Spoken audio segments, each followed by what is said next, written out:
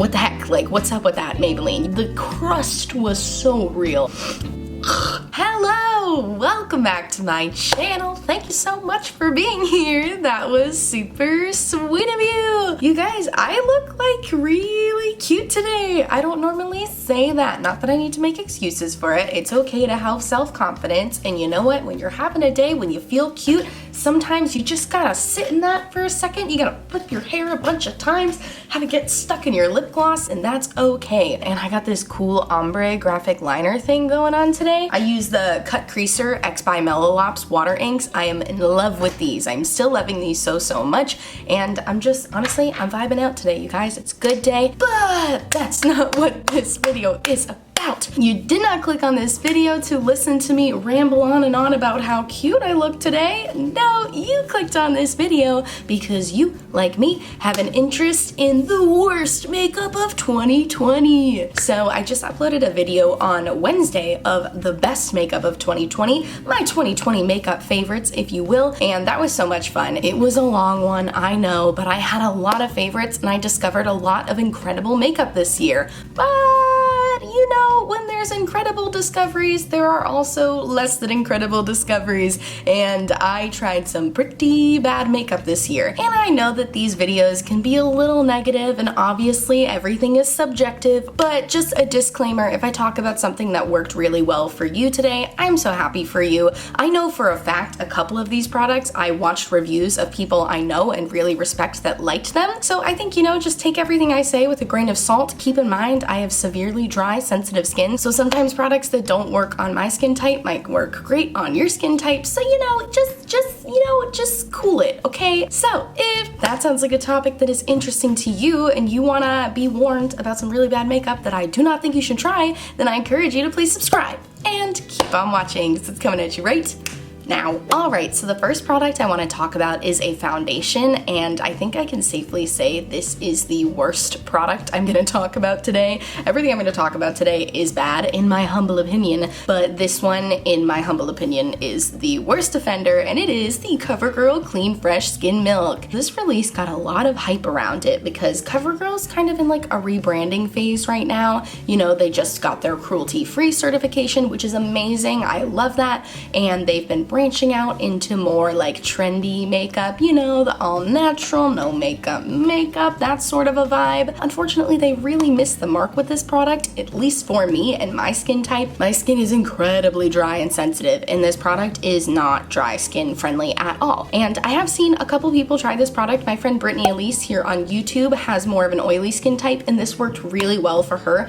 So if you have oily skin, then definitely check out her video and maybe check out this product. But if you have dry skin, I have to warn you, it breaks up on your skin, and I didn't even wear a primer with this product, right? So I didn't want to obstruct this at all, so I didn't put on any fancy primers or anything. I just moisturized regularly, you know? I always moisturize before I do my makeup, and then I let it sink in for like 20 minutes, and then I do my makeup. I'll show you a picture of me wearing it here.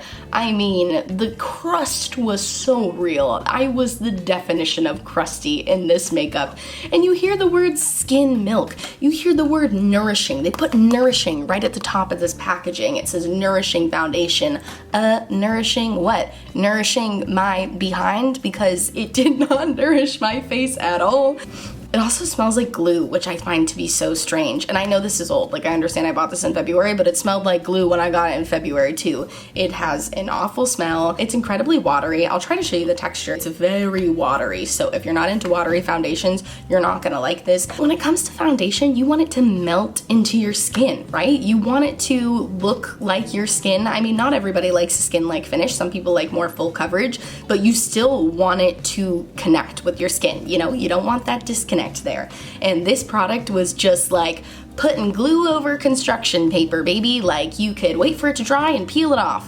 You couldn't do that with this product, but it does smell like glue, so I felt like the metaphor was relatable to this. But in conclusion, this product really sucked for me, and I'm interested to see if Covergirl continues delving into this more like natural makeup vibe, because I love the vibe. Oh my god, look how cute the packaging is, and they had that girl from Riverdale as the spokesperson for this, and she's really pretty, and I feel like that's why I wanted to try it, because I was like, oh my gosh, her skin is so beautiful, beautiful. But my skin did not look Riverdale ready in this foundation, and it's definitely getting decluttered, and it's one of the worst products I tried in 2020. All right, so the next product on my worst makeup of 2020 list is also a foundation. I tried like a lot of foundations this year, which is great because I feel like I've really gotten to know my preferences in foundation. I know that I'm looking for something dewy, but also has more of a light medium coverage. I'm looking for something that's going to sink into my skin and give me a very skin-like finish, and this product actually did almost all of that for me, so it's a little strange that's on my worst of 2020 list, but I'll tell you why. This is the Wet n Wild Dewy Foundation. This product broke my dang heart because it worked well to start with. Here's the thing. This product does have a very beautiful dewy finish. Let me see if I can put some on my hand for you, but my issue, it's I know that looked dramatic. I promise that, well, it was a little dramatic, but this stinks. This stinks. And that's not my only issue with it. Don't worry, it's not just here because it stinks. But so I think what Wet n Wild did was their original of this Photofocus foundation, because this is the Photofocus foundation, cult favorite of many. Everybody loves the Photofocus foundation from Wet n Wild. It's like $5, full coverage, beautiful. I had it at a point, I decluttered it just because I found better things, but it's pretty good foundation. So this is the dewy version of that. And I think Wet n Wild took the note from the first one of people saying that the original finish smells like paint thinner, and nobody liked that, but Wet n Wild took that a little too far and they put like perfume in this. Like, this smells like your grandmother's perfume. This smells like those, my early 2000s, 90s friends will remember those perfume ladies at the mall with like spray perfume on you as you walk by. It smells like this, but then you put it on your face, which just it doesn't make sense to me. I was gonna show you the finish. See, oh, this is just such a different, feels so different from the Covergirl one. The Covergirl one felt horrible. This one has, look at the luminosity. It has a beautiful luminosity, which I really liked about it. But my other issue with this foundation is it does break up a little bit throughout the day, and I really was able to determine that when I did my video earlier in the year comparing this foundation, the Wet n Wild Dewy Foundation, to the Revlon Candid Glow Foundation. Both drugstore glowy foundations, but the Revlon one is just far superior. They both gave the same amount of coverage, they both gave a nice luminosity to the skin, but this one just wears way better throughout the day, whereas this one started to break up on my chin, it started to break up on my nose. It was just kind of one of those catfish products that went on really nice, you know, aside from the smell was horrible from the start, but then just kind of broke up throughout the day, you know? I just feel like it was a miss, especially coming from their original Photofocus foundation, which did smell like paint thinner, but it didn't break up the way this one does, in my opinion. Oh, and this also makes me break out. Not only is it super smelly, but it makes me break out like horribly. I got so many pimples on my chin after using this, and I broke out a little bit on my cheeks too, which is unusual for me. I don't typically break out there unless there's a product I'm using that doesn't work well, and it was this product. The Wet n Wild Dewy Photofocus Foundation is not sensitive skin friendly, it is not dry skin friendly in my opinion, and it was just a miss. Alrighty, well, since I just spoke so highly of the Revlon Candid Glow Foundation, let's talk about a product from Revlon that absolutely sucks. And that product is the Revlon Insta Blush. What a boring name, first of all. I'm sorry, no offense to whoever made this name. Not that no offense ever makes anything less offensive, but Insta Blush is a weak name in my opinion, and if you want to be an Instagram-worthy blush, try being good, because this was bad. And I'm gonna swatch it for you, of course, because I'm not some all-talk, not talk type of gal. I like to show you how products don't work, so you see it, and first of all, do you see how much I rubbed that around? I'll do it even a little more. I'll build it up a little more for you, and you look at that and you're like, oh, that's decent pigment. Okay, that could be nice for somebody who likes like a light blush look. Okay, but that's all concentrated in one spot. And what if I just blend it out for just like a couple seconds here? Oh no, where'd the blush go? It disappears after you blend it for even half a second because this blush has no pigment to it. I was so frustrated trying to work with this blush. I kept building it up. I kept putting on more and more and more and more, and eventually it just took all of the foundation off my face because I kept trying to add more of it, and I didn't go right in with the stick at first. I went in onto my hand and I tried to dab it on with my fingers, which usually is the best way to get pigment out of a cream blush. If you're trying to get maximum pigment, you go in with your fingers with the product, and even that, I could not build it up. It started to feel heavy on my face because I had so many layers of it on, and yet it looked like I put nothing on at all. Like, it's just such a weakly pigmented product. The texture is very chalky feeling. It's not a pleasant texture to feel on your face at all. This is the worst cream blush I've ever tried. I'm sorry, Revlon. It just really missed the mark for me. I feel like they wanted to make a product that was a little more natural. You know, the trend, what we've been talking about. The trends for this year were very like, no makeup, cool girl, all natural, glam makeup, and like, you know, subtle stuff. But for me, this is not subtle. This is non-existent. Like, this is clearly a formulation issue, because it's just like you put it on, and then even when you only do one swipe, it's very weak. You have to like swipe it a lot to even get it to show up in a swatch. But it's just like, where'd it go? Disappeared. That was a magic trick. How cool was that? I am a magician now. I am retiring from the makeup industry, but this product just really sucked. I'm sorry, Revlon. I would love to see what cream blushes you come out with in the future, because the Revlon Insta Blush is one of my worst makeup products of 2020. Okay, so this next product is the one item on my list that I guess I forgot to save, but it is the Maybelline Tattoo Studio Brow Tint Pen. So I bought this because it has that microblading style tip, you know, the one that was very popular this year. I know Benefit came out with a microblading brow pen. I know Milk came out with one. They're very popular. They're all over the place. And my mom had been asking me if I tried one before, so I wanted to try one for her and see how they worked. And I was like, great, Maybelline makes one. It's pretty cheap. Let me try it out. This sucked. This was not worth the $7 that I paid for it. First of all, the shade was so weird. I got their darkest shade, which I know I have dark hair, but like, you need to have a darker shade than mine. Like, my hair is dark, but it's not black. Like, obviously you need a shade further than the one that I got. But not only was the shade range bad, because the dark brown shade that I got was like purple. I even took a poll on my Instagram at the time, and I was like, help, do my brows look purple? And most people said yes, which is always a good self-esteem booster for me. But even aside from the color, because I can get over that to a point, you know, I could always just wait for them to come out with better colors. But the tip of it was supposed to give like a microblading effect. Like, it was supposed to look like little brow hair strokes. It did not do that. The only way you could get it to make hair strokes was to push really, really hard on your hand and then drag it. And it didn't work on my brows no matter how hard I pressed. The only thing it would really do is add a marginal amount of pigment. Like, I would use it to fill in the body of my brow just like a little bit, but then I would still have to go in with a pencil because it could not give me those brow hair strokes. Even when I made sure there was no oil on my brows, I made sure to wipe my brow down, powder my brows so that I had a really matte surface to work on, because I know sometimes your natural oils can interfere with a product like that, and it still didn't work, even when I took all of these efforts to try to make it work, because I really did try to make this pen work, and it just did not work for me. It also dried out in a week and a half. What the heck? Like, what's up with that, Maybelline? You can't do that. I know the product is only $7, but come on, it's gotta last at least like close to a month. I know I complain about my L'Oreal Brow Stylist Definer pencil all the time, because I usually only get like 3.5 weeks out of that, but come on, a week and a freaking half, I get real upset about this product. It really didn't work for me, and I don't know why. I had such high hopes for it, so I just wanted to warn you about the Maybelline Tattoo Studio Brow Tint Pen,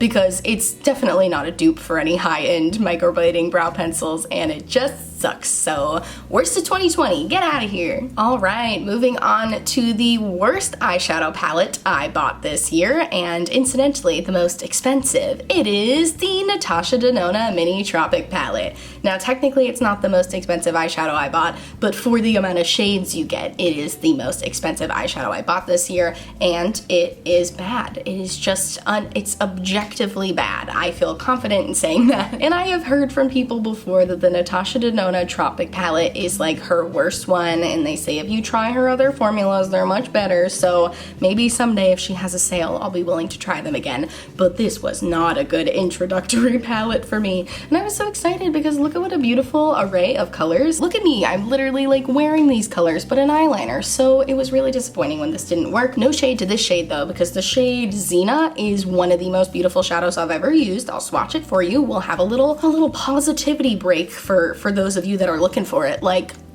get wrecked. This is so good. I love this so much. But These last 3 shades, because even this shade's pretty good too. It's not quite as soft as the other one. It's not my favorite formula, but it's, you know, it's fine.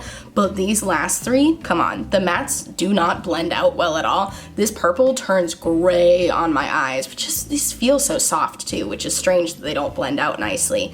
This purple, you can even see swatched. It looks great. Look, I'm even trying to wipe it away. You can see it's not blending here. It blended so patchy on my eyes. It just was so difficult to work with. It was really, oh, see? This is why swatches don't always do things justice, because that's a beautiful swatch, but this color did not blend out well on my eyes at all. I mean, ugh, I'm making a mess over here.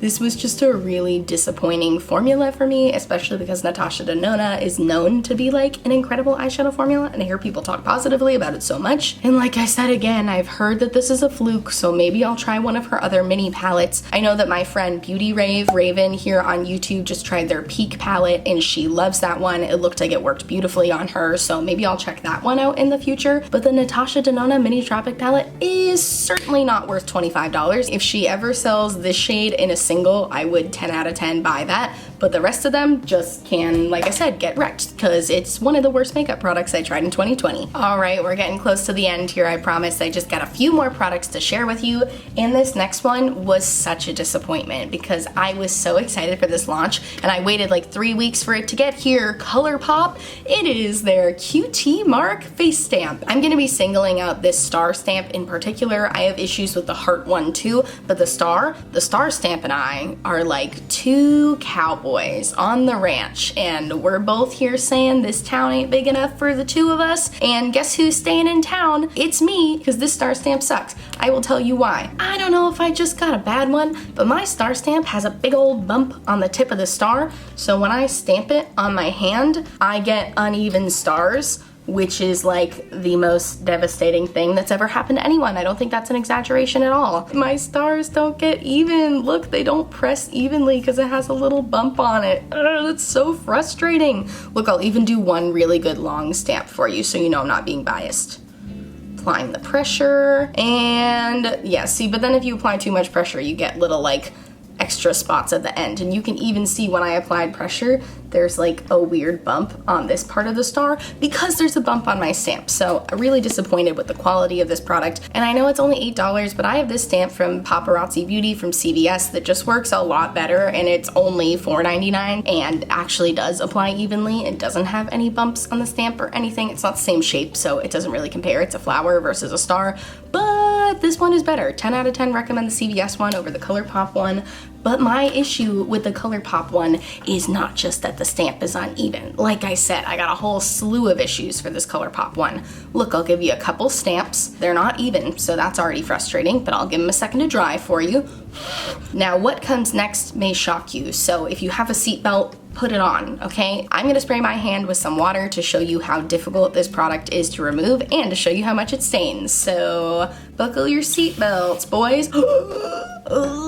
That was a bad idea. Yeah, so one, they run immediately, so I guess like don't set your face at all. Granted, I know I sprayed a lot of water, but my point is to show you how badly these stain. Oh my gosh. And I know that was just water, but look, I'll even use an oil-based cream that I always use to like clean up my eyeliner and remove makeup, because it's basically like an oil balm. It's the Weleda Skin Food. It's super oily, so you would think that that would like take these off, right? You would think that would be like the best way of removal. It still stains horribly. This will be on my hand until like 2 days from now. And it's so frustrating too, because I'll do an eye look with the little stars on it, and I'll put like a little star right here, and then the next day I still have a little star on my eye. So it really limits what I'm able to do. Then the next day I have to like think of a way to cover it up, you know? So it makes me never want to use it. I haven't used the star stamp in like probably over a month at this point, just because it's become way too much of a hassle for me. And it's just, honestly, the stars aren't even that even. I would rather take my time and draw a star myself with some eyeliner than to use their stamp, because honestly, it's more effort than what it's worth, and it's supposed to be a time saver. It's supposed to be a quick and easy, make a cute look type of thing, and it's just not. So sorry, ColourPop, but these QT Mark face stamps are definitely getting decluttered from my collection. Okay, so this last product is kind of an honorable mention because it's not the worst thing I've tried this year, but I'm also realizing that I haven't reached for it in like like 3 months now because every time I use it, I get so frustrated, and that is the Rare Beauty Liquid Blush. First of all, this color is everything to me, and this packaging is also everything to me. I think it's so beautiful, but the formula is just bad. I would never recommend for you to buy this. I would not recommend this to a friend or a family member because it is so pigmented, and you're like, oh, pigmented's good. We love pigmented. That's a buzzword in the makeup industry. Well, not here, baby. This is not a good type of pigmented. I'll try to show it to you. First of all, this brush is so cute. I'm so disappointed this doesn't work better. It's such a cute applicator. I did the smallest dot in the world, tiny little dot there for you to show that I'm not overdoing it with my application. And look at how pigmented it is. I mean, if this were like a cream eyeshadow, then maybe that could be good. I've actually used it as a cream eyeshadow, and it is cute as a cream eyeshadow. So if you're buying it for that purpose, then yeah, maybe that works for you. But it's too pigmented, and you can blend it out and blend it out and blend it out and blend it out. But at a point, there's only so much you can overdo a product with pigment that you can blend it out. You know, certain things, like I feel like with powder products, it's a little easier because you can just take a clean brush and wipe it away and wipe it away and wipe it away. But even with like using a clean brush with this, or using my clean fingers or a clean sponge or anything, it just cannot be wiped away after a point. Like you get to about here and it's like, well, that's what you're working with. And also, it's not a cream blush, it's a liquid blush. So at a point, it does dry down. It doesn't dry down quickly or anything. Like I didn't feel like I was on a time crunch working with this, so much to say, but it still was just too pigmented for me. It wasn't fun to work with. And blush is my favorite part of my routine, aside from eyeliner, obviously, but blush is my favorite part of my base routine. I love doing blush. So the fact that this blush isn't fun makes me really sad because I think the color is beautiful. I think they should go back to the drawing board. Maybe just add something to dilute this, because I dilute it myself. Sometimes I'll go in, I'll mix it up with some moisturizer and use it, but honestly, at the end of the day, that's a lot of effort for a blush when I have tons of other blushes that don't require me to become a mixologist to make them work for me. So I just wanted to mention it because I know the first time I used it, I was like, oh, it's a little pigmented, but I still like it a lot, and I see myself using it all the time. Well, I didn't use it all the time. I saw myself using it all the time, but I must have been looking at somebody else's future because it wasn't mine, because I haven't been using it, and unfortunately it is one of the worst products I've tried in 2020, and I'm probably not going to be using it much in 2021. Alright, and with that, we have reached the end of the video. Please keep in mind that if some of these products worked for you, I am so happy for you. That is so awesome. You know, that's what makes the beauty industry so fun and exciting. Different products work for different people. It's kind of like this endless puzzle we're all working on, just trying to put the pieces together and figuring out which pieces are too colorful and which pieces are not colorful enough. Yes, great analogy. Really on par with the metaphors today. I love it. Thank you so much for watching this video. If you liked it, please give it a big thumbs up and subscribe to my channel. I post new videos every Monday, Wednesday, and Friday, and I've also been doing weekend bonus videos lately, which are so fun. So if you're watching this video on Friday, come back tomorrow because I'm gonna have another one for you, and it's gonna be a makeup anti-haul, which is always really fun. So I definitely recommend you subscribe, turn on the notification bell so you never miss an upload of mine, and just do me a big old favor and have a great day, because that would make me so happy. So thank you so much for watching. Check out my description box for everything I mentioned today, everything that's on my face. I also have a ton of Black Lives Matter resources down there for you, petitions to sign, places to donate, and ways to help protesters, so please click on those links if you have the time. And I thank you so much for watching, and I'll see you in my next video. I don't know why I'm rolling my head. Bye!